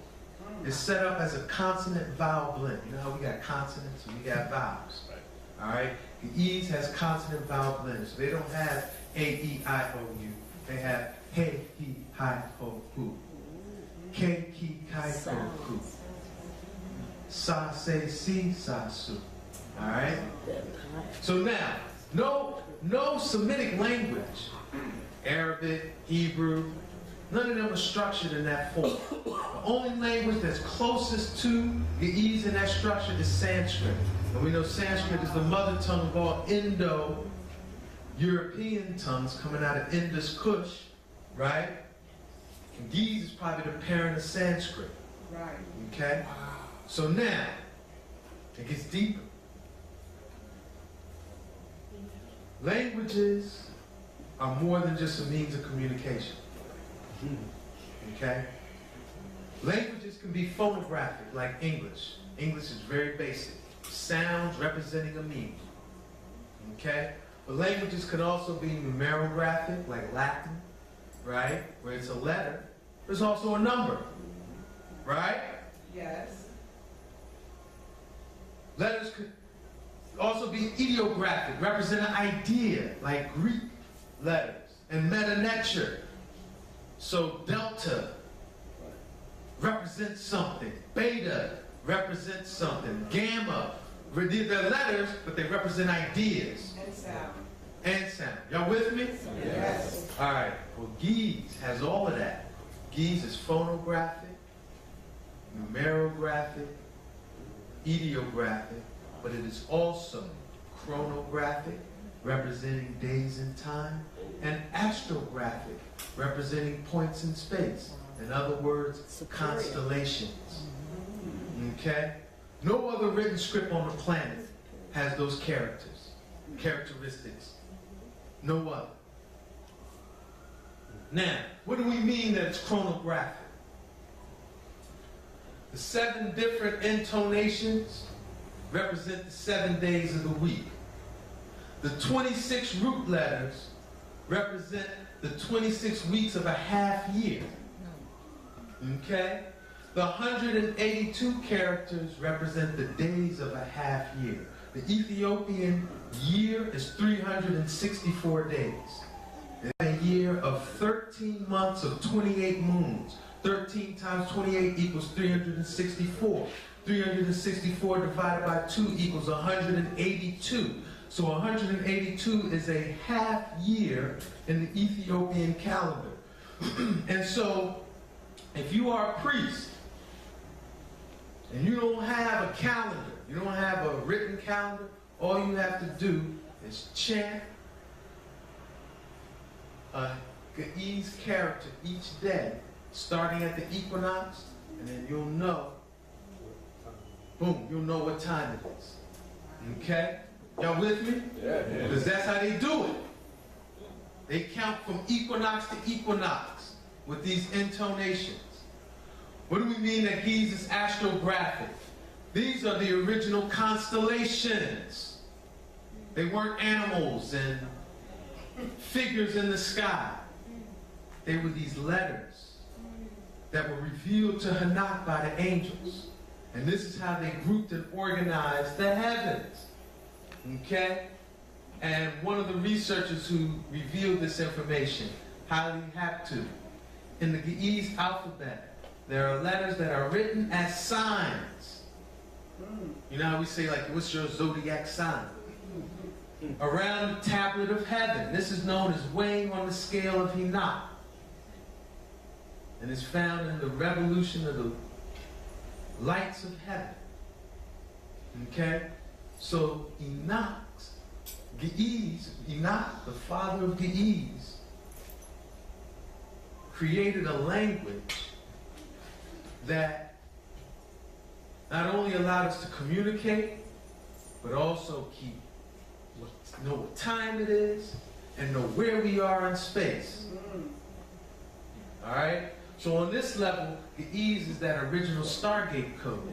You know that movie Stargate? When the dude figured out the symbols and was able to unlock the Stargate. He realized, oh, these symbols that are on the Stargate are coordinates in the heavens. And once he figured that out, he was able to bloop, bloop, bloop, and the Stargate opened up. Well, this uses the original Stargate code because it is those symbols that, if you know, organize the heavens. Okay? So that gives whole new vision. Remember we saw the orbs, right? Yes. Making these formations over New York City. Yes. Gives us whole new understanding of that. The orbs wrote Allah Muhammad. Y'all saw that? This is where the roots of these things is coming from. Okay? So now let's continue looking at this guy Enoch. We talked about his earthly movements. But what's important about Enoch is Enoch didn't just stay on earth. Enoch traversed all the heavens. Okay? And so it's recorded in Genesis that he walked with God. And that he was no more because God took him away. So what did that mean? He didn't die a normal death. All right? And in actuality, Enoch or Enoch was transfigured. Okay? He was transfigured, which means, to transfigure means when it's time for you to go up to the heavens, you go in spirit and in flesh. Yes. Enoch went to heaven in spirit and in flesh. And he was the first one. And in that light, Enoch is like the first Messiah. That first Yasos Christos. That one that comes with some teachings. And when it's time for him to leave, he leaves in spirit and in flesh. Enoch is that very first one. And as a matter of fact, I think Yasos Christos was Enoch returned. We knew Herod was waiting on someone to come. Prophecy had told him the Son of Man is returning. And so he was like, kill all the firstborn. Right? And so who was coming back? Who was returning? It was Enoch. Okay? When Enoch got to the seventh heaven, tradition tells us he became the archangel Metatron. Meta meaning beyond, Tron meaning power. Megatron. He was beyond all powers. Metatron. Megatron. In heaven, Metatron. He's fully heaven. Excuse me, fully human and fully divine. Okay? The only being in the seventh heaven that has free will. The seraphim, the cherubim. They're like water. They like fire. They got to obey natural law. Right. Metatron, the one angel, the one being in the seventh heaven, who has free will. Okay? So, tradition tells us that Metatron functions as the Word, that he's the heavenly scribe. You know, we see images of Jehuti or Tahuti. You know? Metatron also has as a title the mini Yahovah, the mini Yahweh, the Yahweh in microcosmic scale. Okay? And he is the awareness in the seventh heaven that intercedes on the behalf of humanity. This is what tradition says. Okay? So now, based on what we've been researching, the Star Nations told us, we like y'all, but where y'all got carbon, we got silica, right? My meditation tells me that transfiguration of Enoch and the Metatron involved them manipulating his DNA such that he became fully carbon and fully silica. Okay? That's what the transfiguration of Enoch meant. That silica was made a part of his being. So he was still human. He was like us, carbon. He could relate to us, right? but them had that light dimension too. Are y'all with me? Yeah. All right. Just hold your thought, brother, because I want to keep it going. No, let it go, let it go. Yeah, we're going to keep it going. Okay, just hold your thought, Reggie. We're going to reason. Let me get through this, all right? So now, that account of the transfiguration of Enoch is recorded in what's called the Hebrew book of Enoch. Not the book of Enoch that's here, the Ethiopian translation, but the Hebrew book of Enoch. Okay? And they say, right, he was brought up to heaven with the heavenly host, the Shekinah, the feminine presence of God, you know?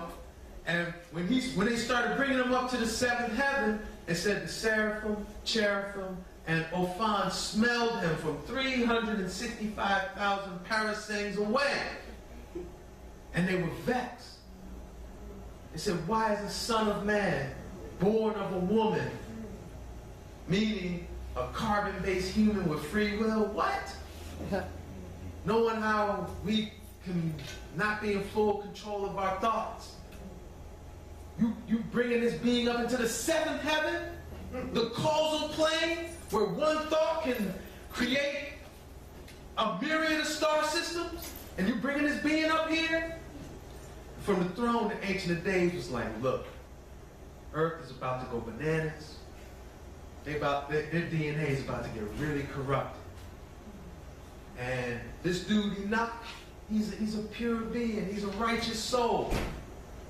And I had to take the Shekinah out of there because it's about to get buck wild down there. And Enoch is of such a pure spirit, he deserves to come up here. He deserves to be with the Shekinah. So y'all gonna have to chill with all of that. So the seraphim, cherubim, and the Aphanim, they had to obey. And Enoch was able to enter the seventh heaven. Once he got there, he received 300 million portals were open to him. All the mysteries of creation were revealed. Though no mystery was left unrevealed to Enoch. He received 5,360 blessings. He was given 72 wings, 36 on each side, and 365 eyes. He was given a throne at the door of the seventh hall in the seventh heaven. Okay? Once he was there, he was made ruler of all angelic beings.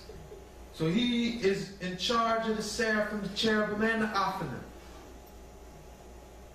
He was given a garment of glory, a crown of glory, and he was actually set ablaze. So synchronistic, Professor Kareem was telling me this story driving up here. Didn't even know I was going to talk about it today. Telling me the same story. Okay? And he became the fire king of the seventh heaven. Alright? He was given 70 names so he could be known by each tongue in humanity. That's what I said, this man is known by many names, by many people. Don't get hung up on the idea of just him being Enoch. And just see him through a Judeo-Christian lens. Right. Now, he was known by the 70 names, but the Most High, what the Most High called Enoch, you know, when you go down to Jamaica and them say, yes, my youth. Yes, my youth. Yo, the Most High's name for Enoch was my youth. Really? Wow. Was my youth. Wow. Because he is the Son of Man. My youth. Yes, yes, sir. So now, I mentioned this, that transfiguration, Enoch, they tapped his DNA, brought out a third strand, integrated that silica into his being. That's how a human named Enoch became the angel we know of as Metatron. Now, Metatron's cube. Metatron's cube is what in terms of sacred geometry? It is. It's the foundation of all sacred geometry. Metatron's cube is the foundation of all sacred geometry. What is the primary language of the Aphanim? Sound. With the crop circles. Sacred geometry. Why the most important crop circle and the second most important crop circle, why they're so important is because these were the first two crop circles that weren't in sacred geometry. They were in a language more human-like. You know, a disc with binary code that can translate into English. A crop circle of a pixelated image and an image of lines of resolution. These were unique to all crop circle formations before and since. Most crop circles are sacred geometry. And Metatron's cube is the foundation of sacred geometry. Sacred geometry is the language of the ophonym. So they're telling you who they're coming by directive of. Archangel Metatron. Alright? We said Enoch is that first Messiah. That first human to transfigure at death. Then he come in the image of Yasos Christos, who said, I'm going to come back, but when I come back, I'm not going to come back as a poor sufferer that y'all can beat up. I'm going to come back as the King of Kings, Lord of Lords, conquering Lion of the tribe of Judah. Right? Right. Yes, I. And he said, I'm the Alpha and the Omega. So who's the Alpha? Who's the first prophet? Enoch. Enoch. So he's the Alpha. Rastafari is the Omega. This is all the same being. This is all the same man in different incarnation. This is all the same man in different incarnation. Enoch, Yasos Christos, Rastafari. And I know when I was on KTL, I think it was Red Pill, he was like, yo, Ross, you a deep brother, because you a Rasta, and you dealing with the Star Nation stuff. And I said, when you come to Brooklyn, you're going to see why I'm a Rasta, and I'm dealing with the Star Nation stuff. Because if you ask me who is behind it all, Jah, Rastafari is the one behind it all. Because he is Enoch, Metatron in the seventh heaven, and he's come back to this earth in probably several incarnated states for each of them 70 nations. Yes. Okay? But in the incarnations that would inspire us, being fed that Judeo-Christian tradition, he came in these three images of Enoch as the first prophet, Yasos Christos, and then he told us how he was going to come back. And only one man I know fit that prophecy. And it's in the book too. Who's that man? Who's that man? Oh. Now, are these things, we know they're not consistent with Roman Catholic teaching. No. We know that. So then the question is it consistent with Tawahedo teachings? Are these things consistent with the teachings of the Ethiopian Orthodox Church? Look at this image and meditate on what we've just been talking about. I see some consistency. All right, y'all got it, right? So now, angels don't exist. See, he's operating out of that Roman Catholic teachings that angels are light emanations, incorporeal, without a body, light emanations. So that's his idea of an angel. So when he reads in Tawahedo teachings that the angels, and in Tawahedo teachings, angels, we said in the book of Enoch, angels and God are corporal. Right? So he says, oh, they were misinterpreted. These were ETs. They weren't angels. Right? But now, let's penetrate this a minute, because here is an example within our history that we have direct workings with the Ophon. Okay? Where Lalibela, number one, it should be mentioned that Lalibela was not of the Solomonic dynasty of Ethiopia. He's a Zagwe king. who's descended from Moses, not Solomon. So I'm an ancient, more ancient than the Solomonic dynasty even. All right?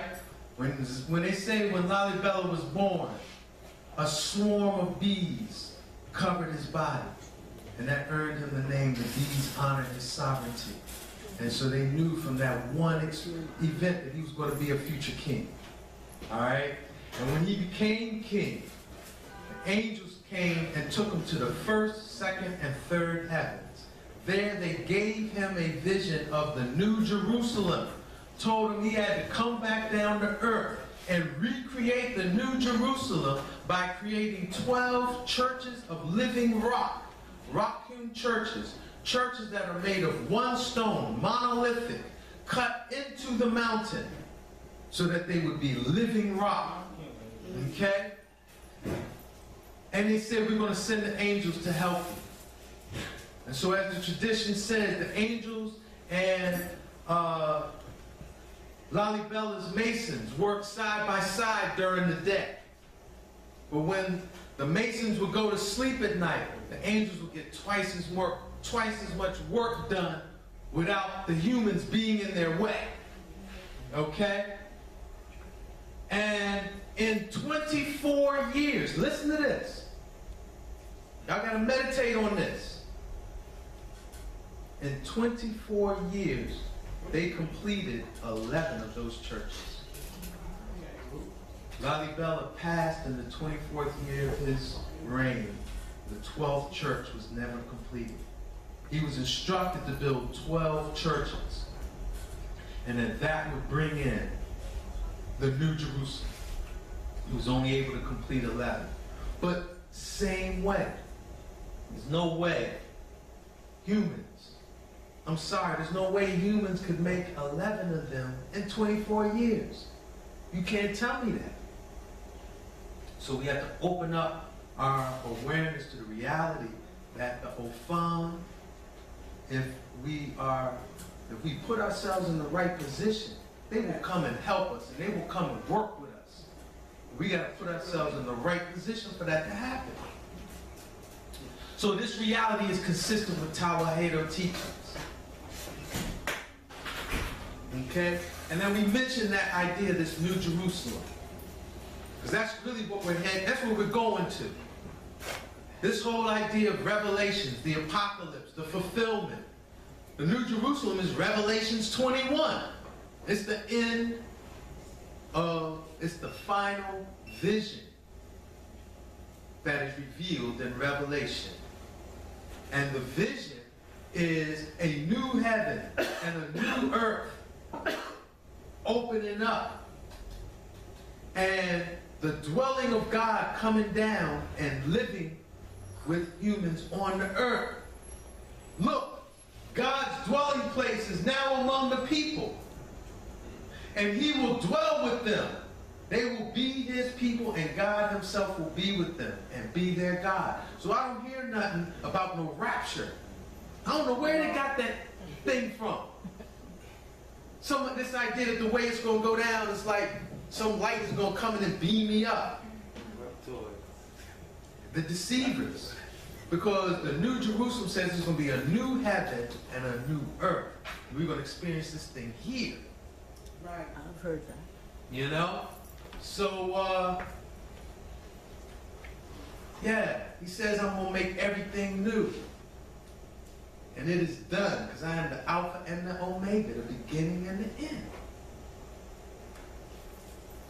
And so then that brings us to a reasoning on what we're going to talk about, the transfiguration of His Imperial Majesty. This is a topic people don't like to talk about. All right? Because enough for us to say, yeah, John O dead, Rastafari ain't died. And we know His Imperial Majesty was one of the most influential world leaders of the 20th century. Okay, just in case you didn't know. He is the architect of the United Nations.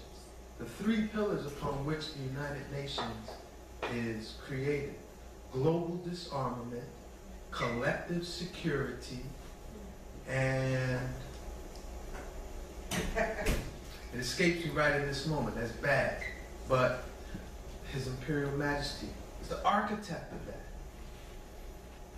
Okay? And you're going to tell me the most important historical figure of the 20th century doesn't get a funeral. Right. Okay? So now the tradition that I've heard is that Mengistu was, orchestrating the coup. And because of the respect and honor that His Majesty had earned, they said, we're going to give you one final wish. We're going to give you one final wish before we take you out, brother. And his one final wish was to be escorted by his high priest to the Holy of Holies in St. Mary Chapel to pray. They let him go in the Holy of Holies. One day later, when they didn't come out, the military did a major violation and went into the Holy of Holies. It was one door in, one door out. It was guarded the whole time he was in there. But when they went in there, His Majesty nor the high priest were there.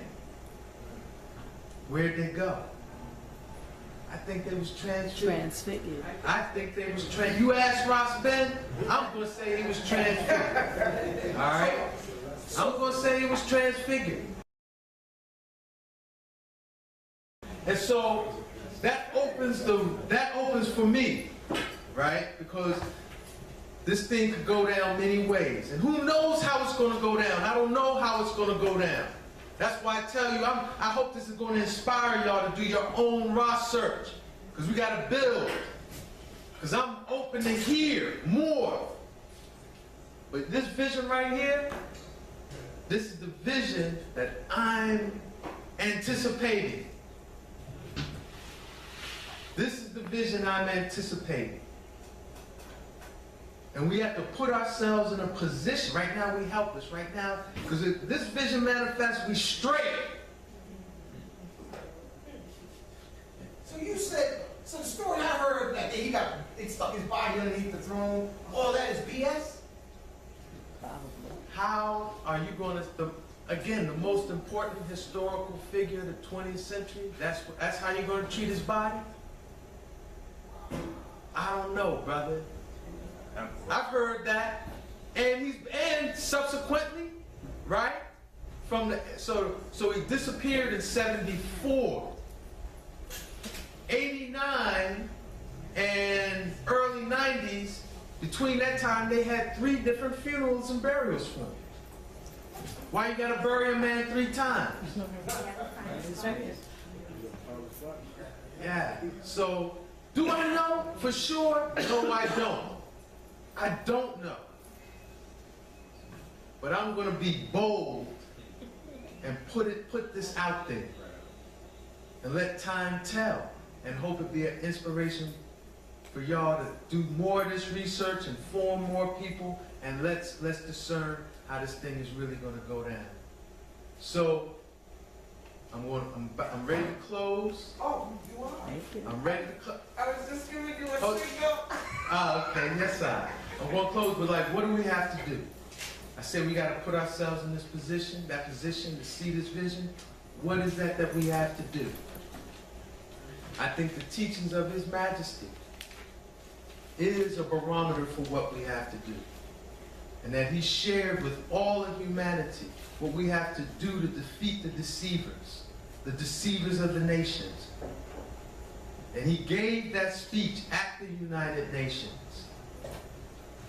And it's been known historically as the final judgment upon the world. If y'all ain't studied His Majesty, I hope tonight inspires you just as much as you study the Star Nations, y'all study His Majesty. Because if you don't know this speech, if you don't know that this man gave a speech that's known historically as the final judgment upon the world, then you should know that. Let us read this speech to close this thing out.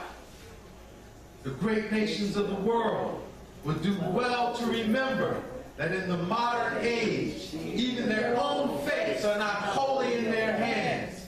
Peace demands the united efforts of us all. Who can foresee what spark might ignite the fuse? It is not only the small and the weak who must scrupulously observe the obligations of the United Nations and to one another. The stakes are identical for every one of us, life or death. We all wish to live. We all seek a world in which men are freed of the burdens of ignorance, poverty, hunger, and disease. We shall all be hard-pressed to escape the deadly rain of nuclear fallout should catastrophe overtake us. This, then, is our ultimate challenge. Where are we to look for our survival or the answers to questions which have never before been posed? We must first look to Almighty God, who has raised man above the animals and endowed him with intelligence and reason. We must put our faith in him, that we will not desert us or permit us to destroy humanity, which he created in his image. And we must look into ourselves, into the depths of our souls. We must become something we have never been, and for which our education and experience and environment have ill prepared us. We must become bigger than we have ever been, more courageous, greater in spirit, larger in outlook. We must become members of a new race, overcoming petty prejudice, owing our ultimate allegiance not to nations, but to the fellow men within the human community. Yes, I, Jah Rastafari. Give thanks and praise. And I hope y'all enjoy. Stand up, my brother. Give thanks and